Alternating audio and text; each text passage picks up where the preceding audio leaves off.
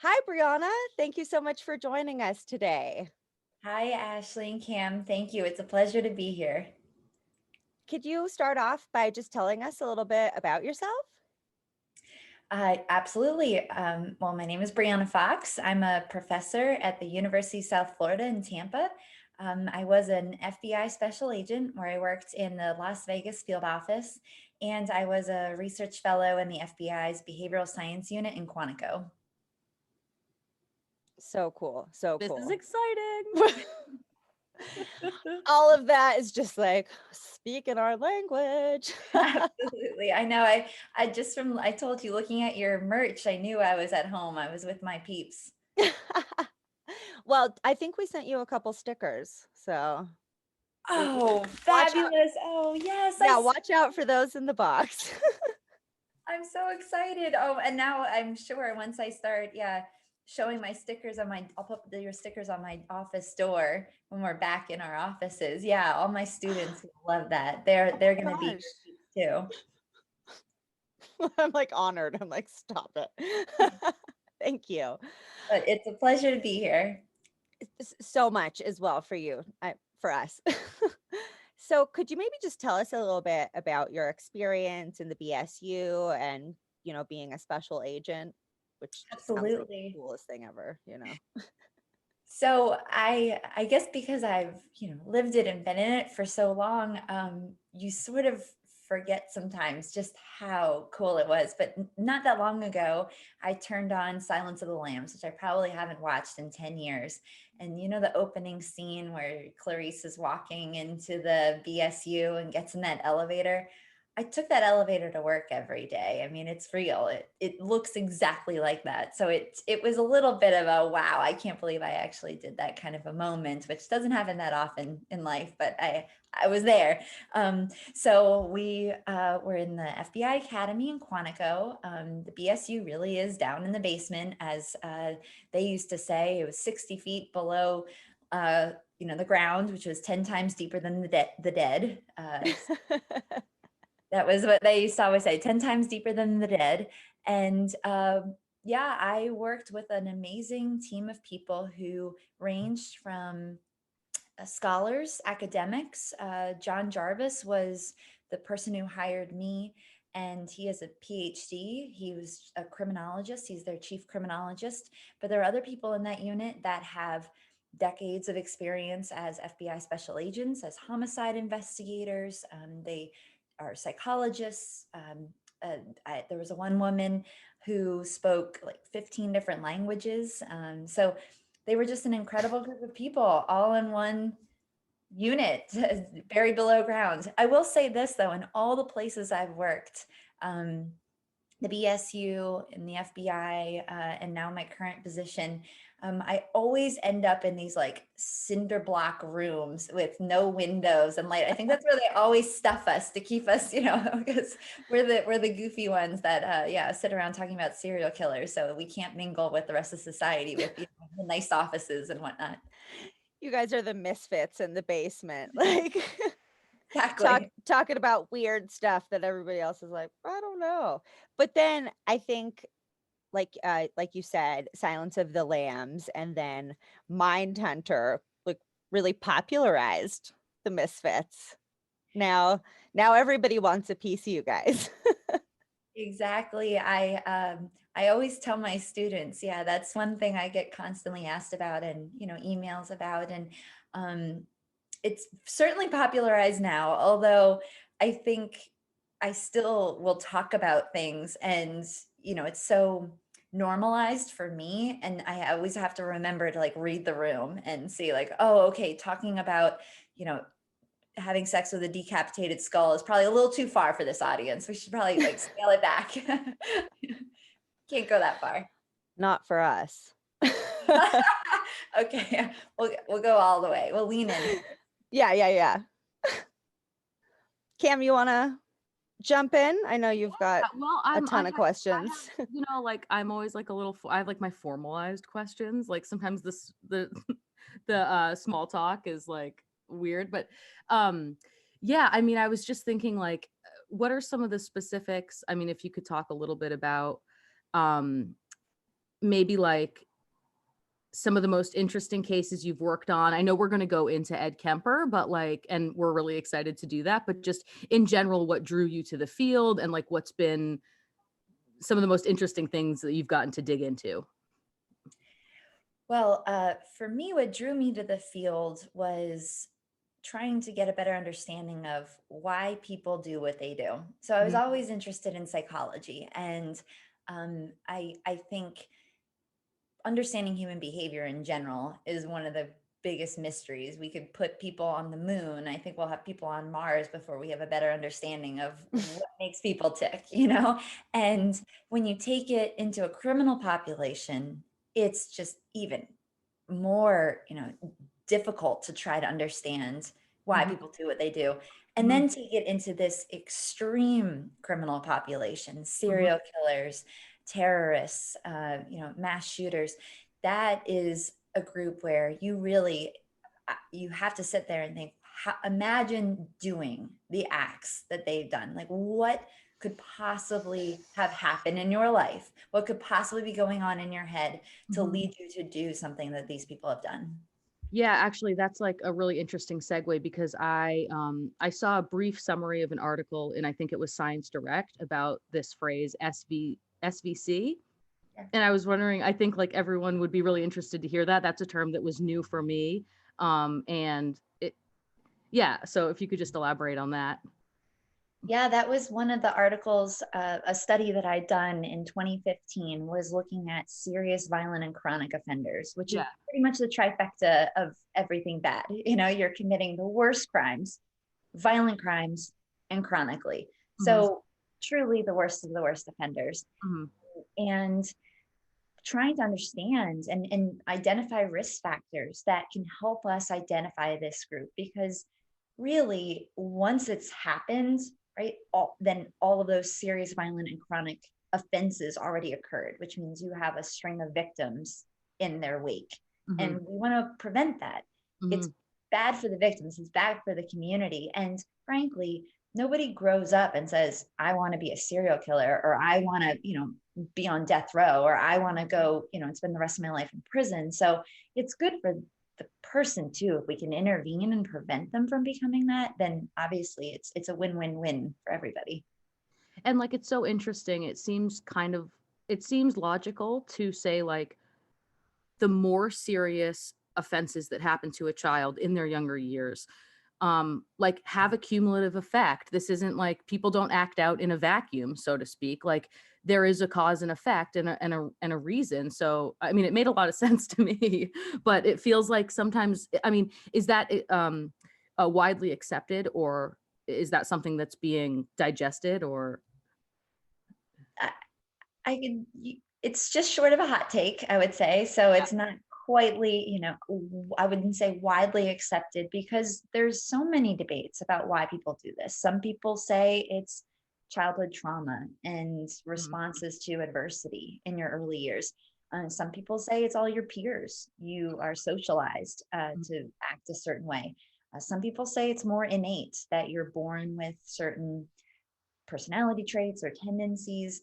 I think at the end, it's probably all of those. And I don't think we're going to find a one size fits all model that predicts why every single person commits crime. And for some people, maybe one thing, for others, maybe a different thing.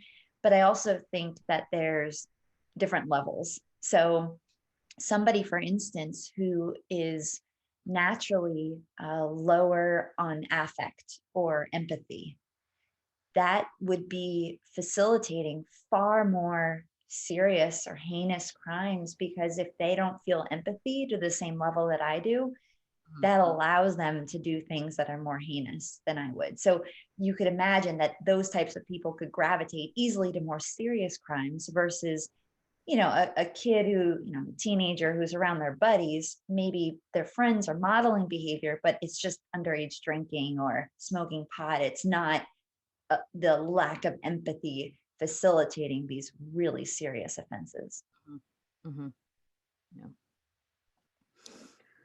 Do you think there was any chance for Ed Kemper? Because he did get, I mean, do you think he did get intervened very fairly early, even though it was at 15, or is that just like way too late? Well, this raises a really interesting question because now we've got this research saying these are risk factors for future offending and serious offending, such as childhood trauma and abuse and peer associations and low self-control. The question then is, what do we do? And Mhm. if the answer is intervene and try to prevent this, then it opens up this box of, well, when do we do it and how much and what types of interventions? Is there one thing that works for everybody, or do we need different dosages or different types of treatments? Maybe cognitive behavioral therapy will work great for me, but you need a peer response model for somebody else. So those are the things, that's all the research being done. Literally, as we speak, I have a grant underway right now with a population of jail inmates where we're going to be trying different interventions with all of them and basically seeing if I give them, this intervention, how well does that work compared to this intervention? And we're really taking a scientific approach to it, just like with all of these vaccine trials that we're seeing going on, today, where they're doing randomized control trials when they're assigning people to different, either placebo or to get the vaccine, and they want to see then how it works. We're doing that, but with these interventions and trying to see, how effective they are using a very rigorous scientific model. That's so exciting. Can I ask what age the population is that you're working with? This group, well, actually, I have two grants that I'm working on. One is with the Florida Department of Juvenile Justice, and they're also using what we're calling, this is a risk needs responsivity model, which has gotten more traction since, let's say, the past 2 decades. It's really been gaining a momentum. And the idea is that you need to first look at everybody's individualized risks and needs and respond to them. So I shouldn't have at a jail, everybody gets the same, treatment, because obviously people have different needs. So that one grant is looking at it with juveniles. And then the grant that my colleague and I are leading is with adults. Oh, that's awesome. You getting the whole spectrum. And what scale of offender, like what, is it like a wide group of offenders, or like, are they murderers? Are they? That's a great What question. they do? What they do. So it's everybody. So with the FDJJ group, the Florida Department of Juvenile Justice, that's every youth referred to the Florida Department of Juvenile Justice and then processed by them. So there'll be exceptions, right? People that are these youth that commit maybe very serious crimes and then get processed as adults. But then my other grant, which is dealing with the adult population, would address those. It's a smaller sample just from one county in Florida. But that group is everything from I didn't pay my parking tickets to murders. I've interviewed all of them. Wow. I'm curious with your understanding of how people's experiences in childhood lead to what they might do later, and then working with this population. Do you have more empathy, you think? Absolutely. Having heard some of the stories, I'll give you one example. I was interviewing a woman who was in the jail, and I mean, she was having a tough time in life. I mean, A, she's in jail. B, she clearly had, I would just say, used a lot of drugs. I could see the track marks all up and down her arm. She was arrested for prostitution. I mean, she had a really tough life. And when I was asking her, stuff about her early childhood, she tells me this horrific story about how she was sexually abused as an infant. And you're thinking, oh my gosh, if that happened to me, would I be doing the same exact thing? Probably. I can't falter. So I do think I have more empathy when I hear those types of stories and trying to understand why people make those decisions. But there's a fine line, because where does it end? Oh, you were abused in childhood and now you can kill other people and decapitate them and eat their bodies, right? Like, obviously nobody would say that's okay, right? So You get a pass. Yes, right. So it really is a fine line, and I think we're wrestling with that right now. How do we respond and deal with it? But I will say I am more empathetic. I try to understand, but also knowing that we can't say everything's okay because we had bad things, because there's a lot of people that had childhood adversity and go on to do great things in life. So that's the other big research question we're looking at. Why do some people experience these things and are extremely resilient and act and don't act out in bad ways at all? I find it kind of interesting that you just made an example of a woman that you're working with in the population. And it reminded me of Eileen Warnos. And we covered her early on in the podcast. And I actually did feel a lot of empathy for her. And I was kind of like, you know what? If that all happened to me, maybe I'd be shooting everybody too. But then somebody mentioned to me the other day, they were listening to an episode and they were like, you were super harsh. Like you had it was actually Deep Throat, Cam. It was that we had no empathy whatsoever for her trafficker. God, what was his name? Chuck Trainer. Chuck Trainer. I think we just called him a shithead most of the episode or something. That's why I'm like, what was his name? Yeah. Like, and it was interesting because my counselor, yay, mental health. She listened to that episode because I was like, I really like this one. And she pointed that out. And I thought that was interesting because I have noticed that there are other times when I'm like, I don't give a fuck what you did or what happened to you. No. And I think often it's probably easier for me to feel that empathy or sympathy for a woman. I noticed that in myself too. And I think it's when you see a case where a man, had a woman, near him and, slit her throat and beat her up. And you're thinking, oh my gosh, oh, he was abused in childhood, but that's such a horrific act. But then you hear a woman's story, well, she was abused in childhood and now she's, doing something. You almost feel like the power balance is off. So maybe that's where we are willing to give that little extra, or maybe we're just biased towards women. I'm not sure. Who knows? Well, I think, and you mentioned this earlier, it just lies somewhere in the middle, right? Like life is not black and white. Usually we're living in a gray area. Like, yeah, maybe they were born with very little empathy and then they got their ass kicked every day in childhood. And like, I think it's in our experience from our independent research is that it usually seems to be a combination. And it is. I see this all the time. People who love to have black and white answers, or it's this or it's that, which are people like politicians and practitioners and policymakers. Tell me the solution. Tell me how to fix it. And when you say it's complicated, they're like, oh, no, right? No, I want it to be a silver bullet fix. Tell me what to put my money into and how I can do this. So it is complicated and it's not one thing. And I think trying to make sense of all of this in a very concise, clear way is the future challenge for criminologists and criminal psychologists and practitioners, because we are facing all kinds of issues, whether it's with rising violent crime and gun violence, or whether it's with how we respond to this and try to prevent it, or even just the public's response to policing these days. We have a lot of issues that have to get sorted out, but every single one is complicated.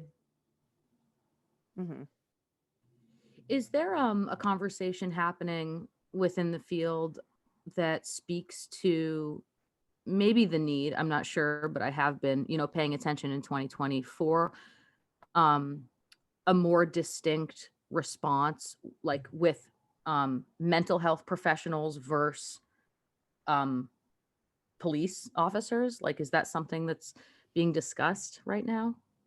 Yes, very much so. In fact, here in Tampa, we are working with the Tampa Police Department to implement new policing reforms. And one of them is what we're calling this co-response model, where you have mental health professionals responding with police to potential, mental health crises or situations where you really want that mental health provider there.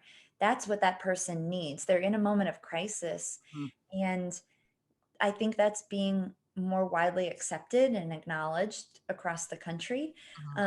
There are different takes on this, one of which is that, yes, that person needs a mental health provider maybe instantly. And our system right now is set up where it's difficult to get in. It's hard to get a therapist. It's hard to get in. It's hard to have health insurance to be able to do this. The system is very challenging, especially for people who don't have reliable employment, who don't have health insurance. That being said, there are still the Ed Kempers of the world who, if you had a mental health crisis or you called somebody, a provider, and said, hey, I'm in need, and they come and they don't have law enforcement with them, that could easily turn into a bad situation for that provider. So I do see both sides. Some people saying, why are police involved in this at all? And then other people saying, would you go to Ed Kemper's house alone without a gun and badge, right? That would be a scary day. So, I don't know. Yeah, that's pretty. I'm going to take a pass on that. Yeah. But I mean, on the bubble though, right? Base rates, how many Ed Kempers are there in the world versus how many people are there who are just genuinely in need? And unfortunately, police are the only arm of the government that are available 24/7. Everybody knows their phone number. You can call and get help. And if there was something like that for mental health services, I think we would have a very different picture of the criminal justice system today. Right now, about 25% of people who we interview in the jail have a serious mental illness. And about 50% show signs and symptoms, psychopathology, but not a diagnosable mental illness. So the point is, with deinstitutionalization, we're seeing this criminalization of people that otherwise, if they could just have help and services, and prevention, right? Back to what we were discussing earlier, interventions, I don't think they would end up in the justice system. We could intervene earlier and avoid this. But there is a small group of people that maybe I'm not as optimistic about. Actually, I'm really glad that you mentioned the word psychopathy, because I don't really have an understanding, and I've looked online because that's Google is my source of, research. And I can't really seem to understand what the difference is between psychopathy and Sociopathy. Yep, thanks. Sociopathy. Oh, those are like hard. Could you maybe explain that to us? Yes, and I'm going to add two more in if that's okay with you. Please. Because psychopathology was the one that I had mentioned, and that's different than psychopathy. Oh. Then there's psychosis, which is different from all of these too. So I get this question quite a bit as well. So psychopathology is just any individual symptom of a mental illness. So for instance, you're feeling down, but otherwise able to function, which I think is basically the entire world right now, right? No one's living their best life in 2020. But do we have diagnosable depression? Do we have clinical level depression? Maybe not. Maybe many people do, but you have to have a constellation of symptoms all at once, and they have to fit other criteria to be qualified as depression. So just feeling down is one symptom of it, and that's psychopathology. So that's the first one. It sounds so much more severe. Like the word sounds so much more severe than like, oh, it's just the equivalent to somebody feeling a little blue today.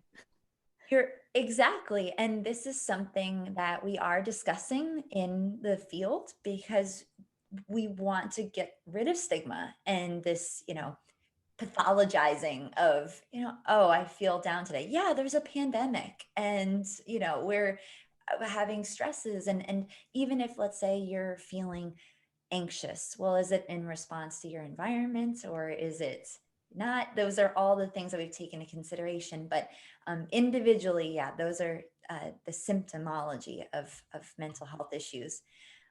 Psychosis is related in that it is a symptom. However, it's otherwise known as a break from reality.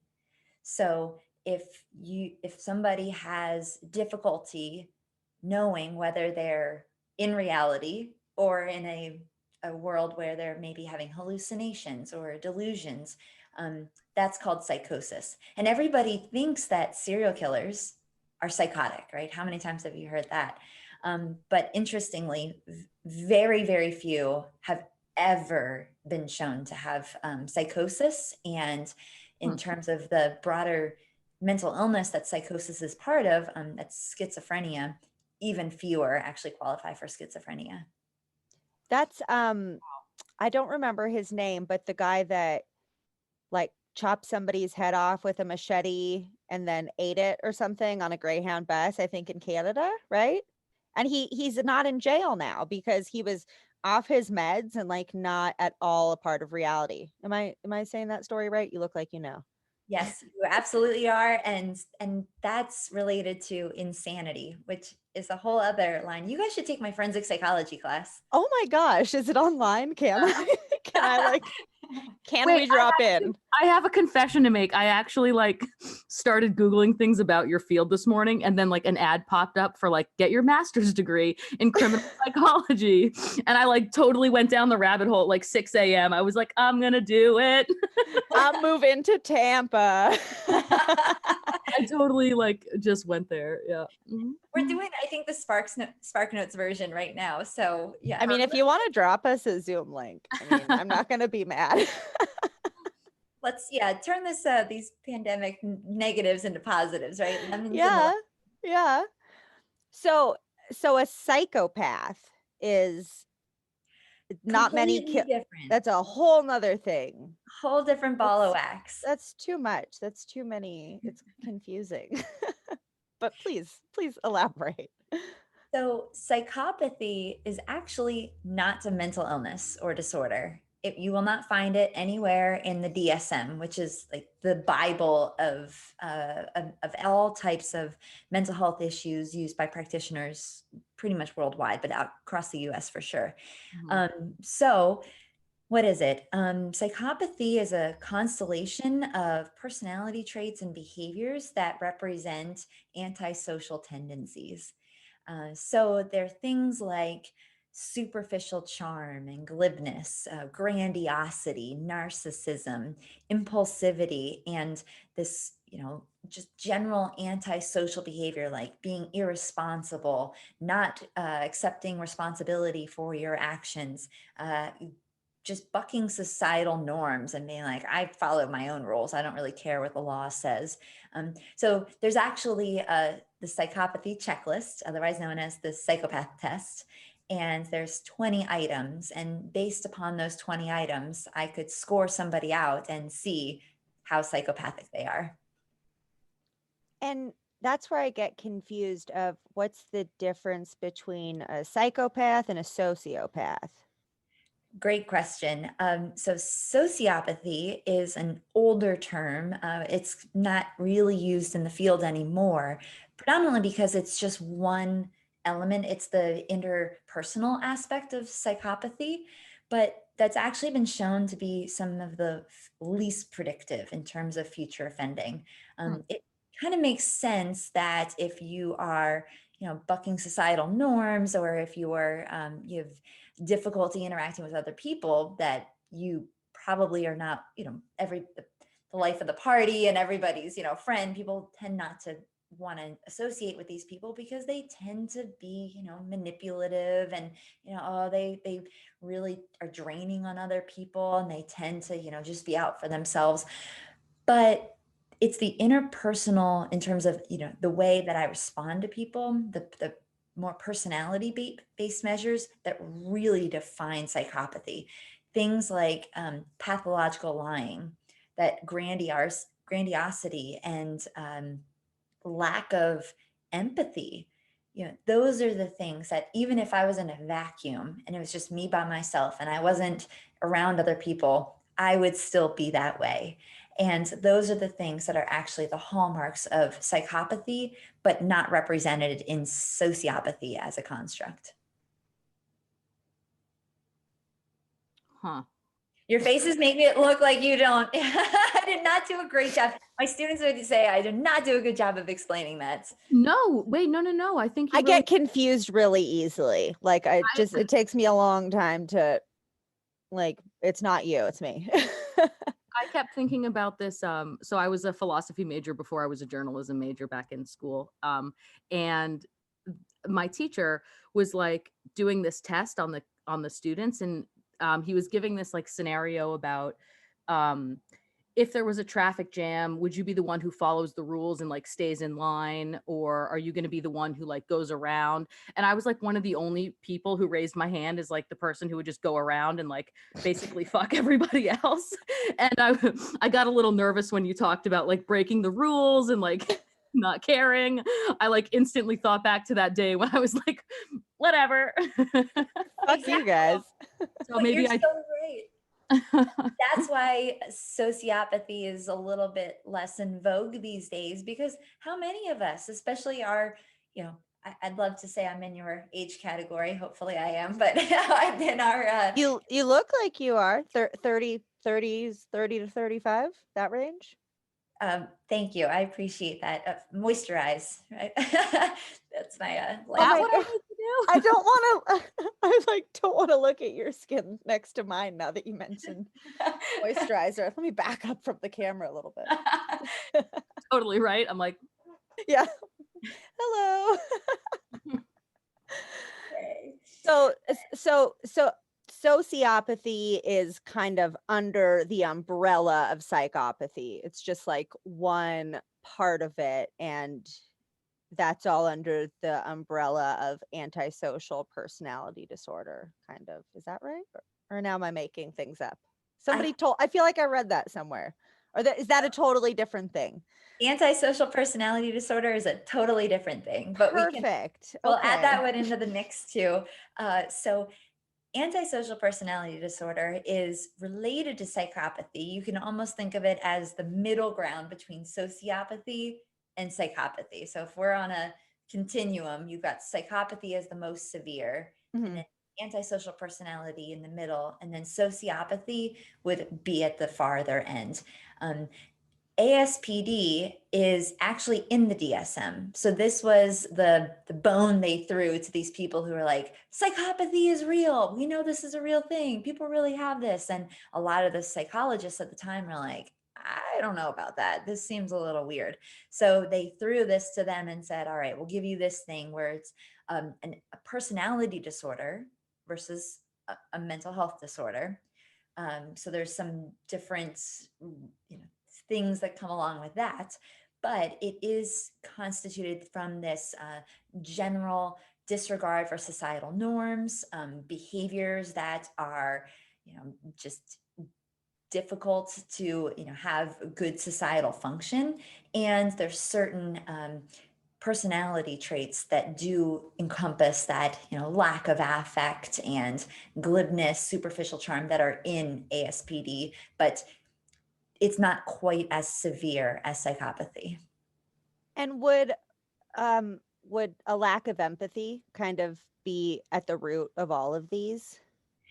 To me, that's the hallmark, and that's what is encompassed in psychopathy, which is why I find that to be what I adhere to. I think psychopathy is the construct that probably best explains most of the severe offenders, right? Because when you're thinking about what it would take for somebody to not just murder somebody, but torture them, humiliate them, do things to them that are just so grotesque and sadistic, you can't have even a shred of empathy and do that, right? When that victim is begging for their life and you're like, no, I'm doing what I want and for my pleasure, and this is fun for me. Clearly that's a lack of empathy. So that's why I think psychopathy is such a, undervalued construct in psychology, because it does explain not just, severe offending behavior, But when we see really bad things, let's say amongst CEOs, Bernie Madoff is a great example. I bet that guy scores pretty high on psychopathy. So, in your opinion, is psychopathy a mental disorder or a personality disorder? That's a tricky one. And one of the reasons why psychologists were a little hesitant to qualify it as a mental health disorder is that that requires an impairment in functioning. And psychopaths, if you talk to them, they think they're doing great. They're like, oh, I'm living my best life. Everything's good. Meanwhile, they're leaving this trail of destruction behind them. So that's one issue. The other issue is how we measure it. I had to go through months of training. I was trained by Robert Hare, who created the psychopathy checklist. So he trained me on how to use this. But you have to go through a lot of training, and you can look at the psychopathy checklist items, and there are things like, glibness and superficial charm, and, conning and manipulative. And you can be like going through your ex-boyfriends and being like, check, check, check, all right, all there. But it's harder to get standardized. So when I'm training my research assistants on how to do this, you realize it's actually a lot more complicated than maybe just looking at, oh, they were, manipulative. They, told me that lipstick on their shirt was really just they were in the drugstore and it, slipped, it got on there. Yeah, right. Obviously they were lying.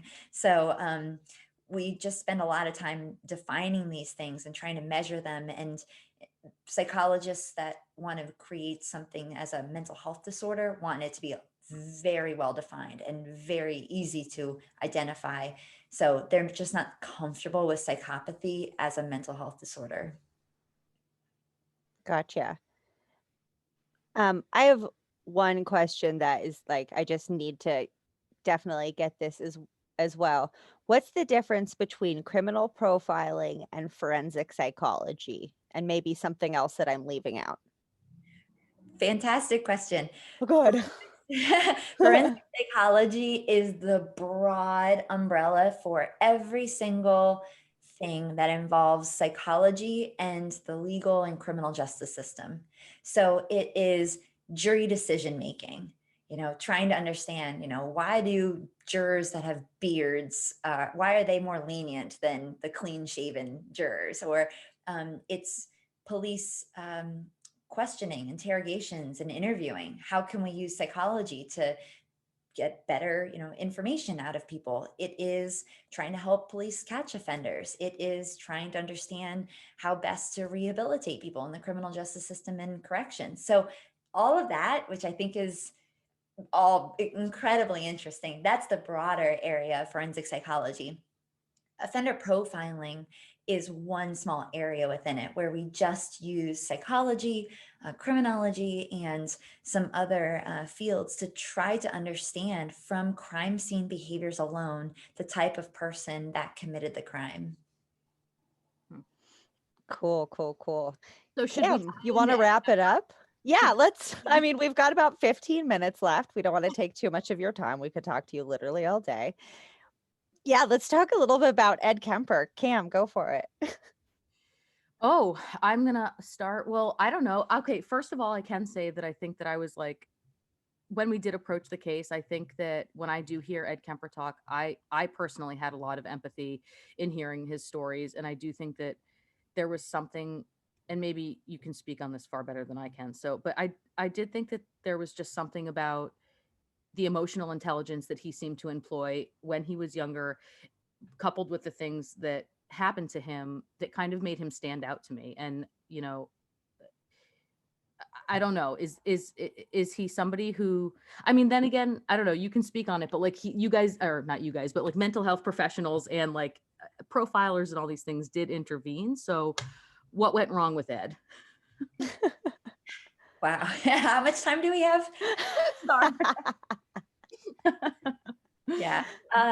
So I think a few things, big picture things. One is to your point about how you felt empathy for him. And I think it's because Ed is so likable. He Oh, he is. What the fuck is that? I think that all the time. So he's charming.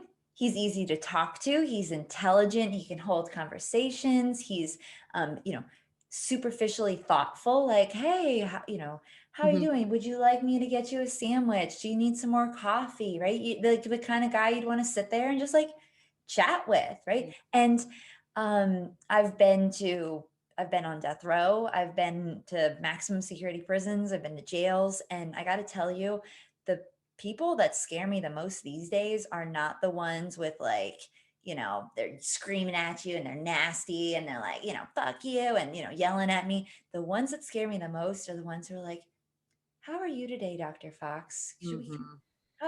Tell me about your day. I'm like, uh-oh, you're too charming. You're going to do something bad. I know what's coming from those other guys. You're too shifty. So I think in general, that charmingness and that almost disarming likability is Mhm. the most dangerous thing about him.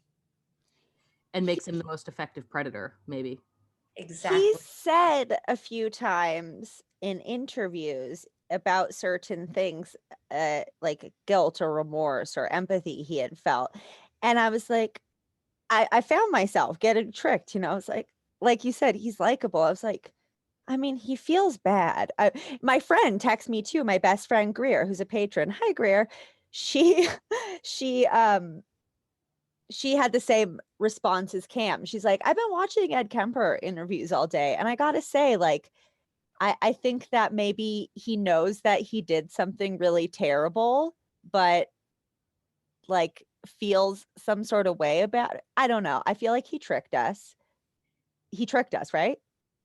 Absolutely. Yes. Oh, But that's the entire that's their shtick. That's what psychopaths do. And I think it's actually the most like classic, like the OG of psychopathy is this guy Howard Cleckley and Hervey Cleckley. I'm so sorry, but Hervey Cleckley came up with this book called The Mask of Sanity, and the entire idea is they're wearing this mask that looks totally sane and normal and likable and charming, and that's what makes it so dangerous, because they're not that scary freak show hiding in the bushes. They're the ones that they don't come off as frightening. They actually come off like you like them and then use that entirely against you. well, Aiko Ku let him back into the car after he locked himself out and had already brandished a gun at her. Like that is some powerful manipulation to still be able to disarm that person enough to make them think that you're not going to use that gun on them. Exactly. And I have talked to some victims of these crimes as well. So a lot of times they end up beating themselves up about it more than victims of other types of offenders where they're just walking down the street and someone jumps out at them, and well, they don't feel like they could have done anything to prevent it, versus these victims are like, why did I believe him? Why did I go with him? Why did I listen to him? And I say it all the time, you have to understand they are absolute professionals at being manipulative, cunning, charming, narcissistic, and they're so good at it, they literally get whatever they want almost all the time. Wow, So it's really scary. yeah, and it's interesting too. You said the scariest ones are like the ones who are sitting there with a calm face and the mask on, and it's since I've been doing the show, which isn't too long, but we've covered some interesting cases, and I like to dig in on my free time, and it reminded me of like the what did I read the other day? Like the most well planned out ones are are typically like the sadomasochistic ones who are going to be like the ones who are into the torture, like BTK, like Robert Hansen, like Ed Kemper. And those are the ones who have perfected the art. And those guys were all pretty hard to catch. I mean, um, Ed Kemper he turned himself in, right? He called the cops and was like, I'm crazy. I know we shouldn't use that word. I try not to on the show, but No, you're exactly right. And that's so, to your earlier point of whether or not he knew he was doing something wrong, I think most of these guys know they're doing something wrong. Like nobody, I don't think they're that outrageous that they think, oh, killing someone, cutting off their head and having sex with their orifices is good or normal, right? Like they're self-aware enough that they know that is bad. However, they don't have the true affect, which is our, clinical word for emotion, to feel anything about it. So the tricky bit is they can act like they care. They're good at that. They've had to survive this far in society and in life, and if they come off like, stone cold, nobody does like them. So they have to have this certain air and fakeness about them so they can show, like, I can smile, I can cry, I can frown, but it's fake. There's nothing underneath it. When I was in the BSU, there was this other profiler there, Mary Ellen O'Toole. And I was really, this was earlier on in my career, and I still couldn't wrap my head around psychopaths and psychopathy and like, how does this, especially the empathy part, because I'm a very empathetic person. And so not feeling like I'm the one that cries with those Sarah McLachlan commercials on TV, like every time it gets me. Same. Yeah. That's a in the arms of and the puppies are dying in front of you. Yeah, you're already making me tear up. How does that not affect? Who does I that know, not do you have no affect? soul? Like the puppies. I mean, yeah. Like every time it gets me. Yeah. But these guys, they can watch, and if they were in a room with us and they saw us, watching that commercial and we're all tearing up, they'd be like, oh, that's what I'm supposed to do. And so they learn to do it and make it better at it. And I think this is best exemplified in one of the studies that have been done trying to, cure psychopaths. So this is, I think, in the 1970s in Canada. They had all these people that were qualified for psychopathy, and they get them all together and they're like, all right, guys, we're going to try and cure you. And they do this intensive therapy, which by the way involved LSD. And, they get them all, high, and they try to get them to, in touch with their emotions. We're going to do like painting and dancing, and, we're going to talk to you about, feeling your emotions and getting in touch with it. And what ended up happening was, they do the test at the end again, and they're like, oh my gosh, look, they're cured. Look how they could tell me all these emotions and they know what to say. This is so great. And of course, it turned out they didn't actually feel anything differently. They just got that much better at faking it. They're like, oh, that's what you really want? That's what you really meant? Oh my gosh, I had no idea. I've just been making it up this whole time, but now I know what I'm supposed to do. So they got even better at it. So it actually made them worse psychopaths. So I have a question, and he got me. I told Cam, oh, he got you. He got me. He said, so he turned himself in because he knew the killing had to stop. And then he said in an interview, I'm doing this interview because I'm sure there's somebody out there who's thinking about doing the same thing. And I got to tell you, go talk to somebody. Don't do it, blah, blah, blah. Is this all bullshit just to like make himself look sympathetic? Why did he turn himself in? Did he want the attention, or did he? That's the enduring question, and has been the subject of many a bar discussion. I can guarantee you that, at least for me. But there's different theories. Some people say that he knew it was wrong and bad, and I mean, even though he couldn't really control himself, he was giving into his urges. I think there's probably things, maybe it's impulse buying when you're at Target and you're checking out and you're like, I know I shouldn't buy that, thing right there at the checkout counter. I don't need another pack of scrunchies, but it's there, so I'm going to buy it, right? So we all have those types of impulses and things that we fight against, but it's just not serial murder. So he may have been aware and actually not like that part of himself, even though it made him feel good and even though he enjoyed doing it, but still was aware that it was bad. So he's said, the only way to stop him was incarcerating him. And I actually think he said killing him was the only way to stop him from, really to avoid that. But the other half is that it's the thrill. It's the, playing with the police, the notoriety. If your name, he was the co-ed killer and that was splashed on all the newspapers, but what does it matter if that's just a nickname and no one knows it's you? So there's two different theories on why he did what he did. And I guess we may never know which one it is. Or maybe it's in the middle. Gray zones. Cam, I Mm.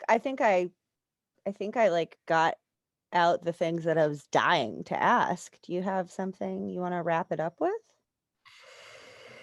No, I'm just thinking about, like, what I was thinking about is the difference between, like, the people who act on these fantasy lives and the people who have deviant tendencies or deviant behavior and, like, don't act. And I think it's interesting that I don't know what motivates people to cross that line. And obviously Ed Kemper was one who went far and beyond. I mean, the idea of throwing darts at your mom's head after you've decapitated her, before or after, I don't know if that was before or after he had sex with I heard it was the throat. Is Yeah. that true? Well, he was like really Why not that would be into worse than her. the mouth at that point, I don't know. But Because he took out her vocal cords, so he probably did with the throat because he just like really hated that whole area of her. Okay, here's one. What I was thinking of, and then I'll be quiet. I think okay, there's a tendency when you're looking into true crime, the accounts that we hear more often are mostly the male accounts of the crimes they've committed, and maybe that's why I tend to identify. But like, oh, my tapping, I know. But like, do you think that having direct interaction more with the victims helped change that perspective? And like, how in true crime can we get closer to the victim stories? Because often they're not really covered, right? I'm so glad you brought this up, because I end up getting asked to do, documentaries and TV shows and podcasts and things about it. And it's always about the offenders. Right. And the victims, you can imagine, think, oh my gosh, look at the grandiose, no one's talking about my loved one that was brutally murdered, and everyone's talking about this guy. And I mean, there's articles and books and, experts spending so much of their time discussing them and thinking about them, and all the, mental energy that goes to these horrible people. Mhm. So I do think centering on the victims is important as well, and really making sure we tell their stories, and that, from their point of view, how it felt and what it was like. And even when I was saying about the victims' trauma that they go through when they, let's say they survive, or if it's a friend that was with that person, a friend of mine had her friend killed by a serial killer. And, just that idea, like, wow, I was there with her and she left the party and then died. It's that form of survivor's guilt, but just trying to understand that and help people to understand psychopathy, which is the most predictive thing if we want to understand serial killers in particular, and making sure they know it wasn't their fault. There was, these people are A+ pros at doing horrible things. And so there's nothing that they did wrong. But at the same time, trying to educate people on risk prevention, about interventions, the number of times it's even been victims on the offender side, like their family members. The daughter of BTK recently wrote a book, what it was like to be have her father have murdered all these people in such I mean, his name was Bind, Torture, Kill. Like, that was his self-given moniker. So you can imagine now her growing up and thinking, wow, that was my dad, right? How horrible that must be. So just trying to make sure that people understand these things better, which you guys are doing a wonderful job at your podcast, and just making sure that if we see an opportunity to intervene, to say something, to do something, we take it up. I don't think that a lot of us, we don't want to label someone, or we don't want to, get involved. But then afterwards, there's always this like, well, why didn't I do something? Why didn't I say something? And I think a lot of people sometimes, before they get to that point, that really, really extreme bad point, there are calls for help. And to see it as a call for help, a cry for intervention, and trying to take them up on it, I think is a good piece of advice. That's great. Yeah. Thank you. Yeah. Well, we're about at that time, so we're going to let you go. But thank you so, so much for coming on. We really appreciate it. It was just really an amazing, immense pleasure to talk to you. Well, if I cannot say it enough, this was so great, and I'm a big fan of what you're doing. And if I can ever come back on again, I'd be thrilled to. Oh my gosh, we would love to have you. And where can our listeners, if they want to find out more about what you do, or maybe take a course from you or read something of yours? Absolutely. Well, you can follow me on Twitter at Dr. Bryanna Fox, which is Dr. BRYANNAFOX. I pretty much tweet out most of the things I do these days, but you can also go to my website, which is at the University of South Florida. Awesome. Cool.